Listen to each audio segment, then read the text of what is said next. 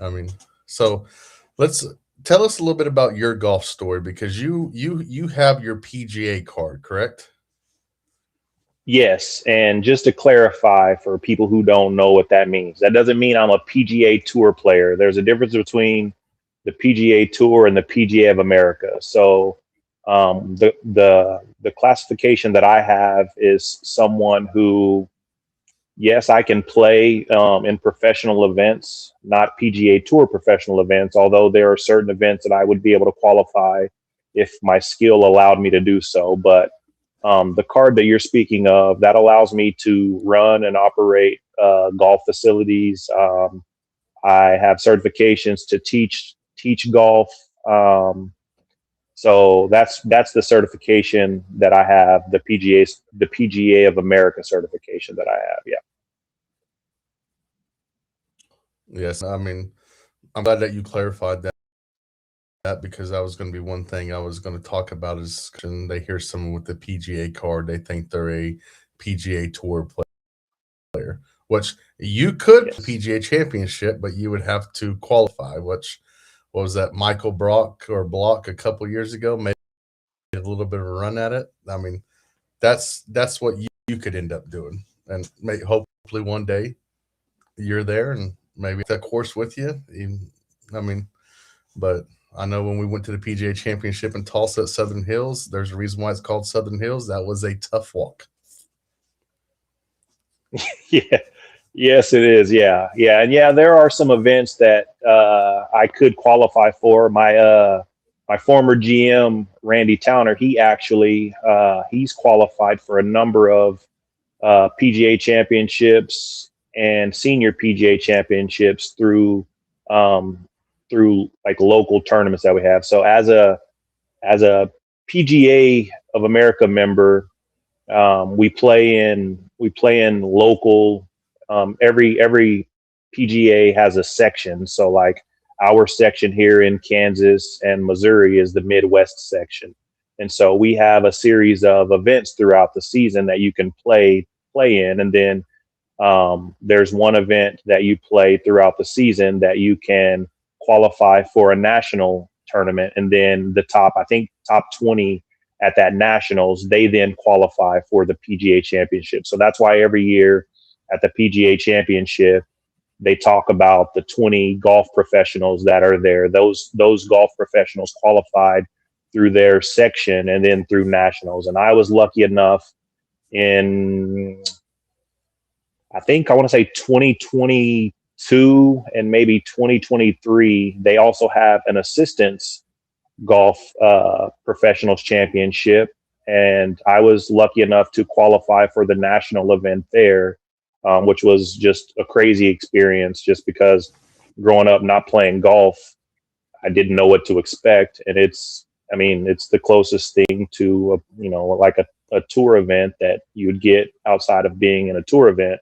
And there's players that were playing in that had at one time played on different types of tours. I met guys that had played on the Corn Ferry Tour, guys that had played in 3 to 5 PGA Tour events, all American collegiate players. And so at first it was a little overwhelming because, like I said, I didn't grow up playing golf and I didn't play collegiate golf. So being there with players of that stature was definitely eye opening, but it was also a cool feeling to know that, I was able to qualify and, play side by side with some of those guys. So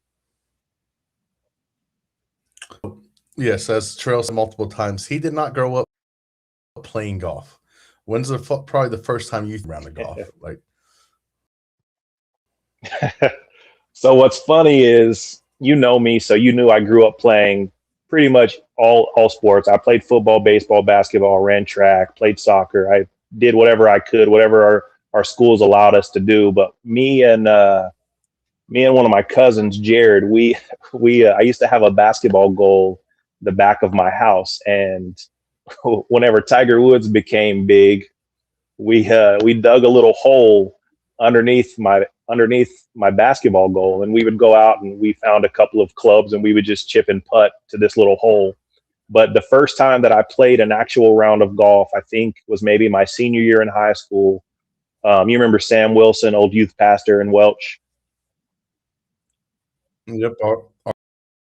Our old youth pastor. Yep. Yep. So Sam, he had invited me out to go play golf once with him, and I thought, okay, well, I'm pretty good at baseball. People are throwing the ball at me, so I should be able to hit this golf ball no problem. And don't get me wrong, I could hit it, and I hit it pretty far, but I just couldn't figure out how to hit it straight. And at that time, I thought golf was probably the dumbest game ever, and it was only because I was terrible at it.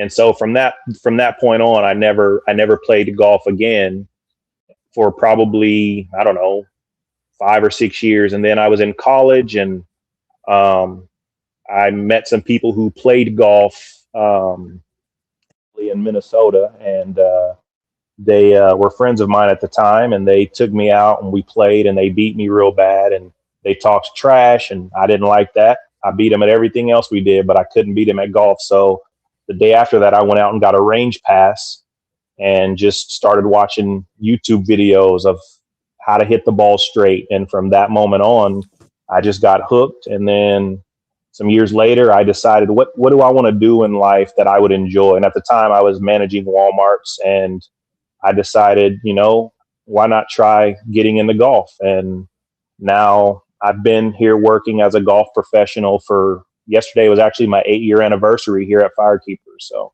it's been a crazy journey. I would have never expected that this is what I would be doing as a career, 10, 15 years ago, for sure.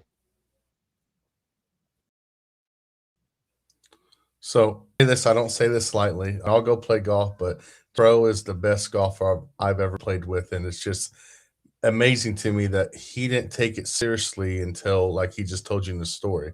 Like, so Tro, do you think if you would have played younger in high school or anything, because you're still a very good golfer, do you think you could have maybe made it on a tour, maybe made it at the collegiate level? 100% the collegiate level, 100%. I think that had I started playing golf at a young age, like I did all other sports, without a doubt, I could have played at a collegiate level. And I don't mean just at any collegiate level, because most anyone can play at some level of collegiate golf. But I think that had I started at a younger age, I probably could have played pretty high level collegiate golf. But like I said, it just wasn't something that was even on my radar. I never even thought about golf until Tiger Woods burst on the scene and started winning a bunch of tournaments. And then I was like, oh, this looks kind of fun and kind of cool. As far as being a professional, since I've been in this industry now for, like I said, 8 years, it just takes so much. I mean, you don't realize how good those guys are until you've been around it, you've seen it.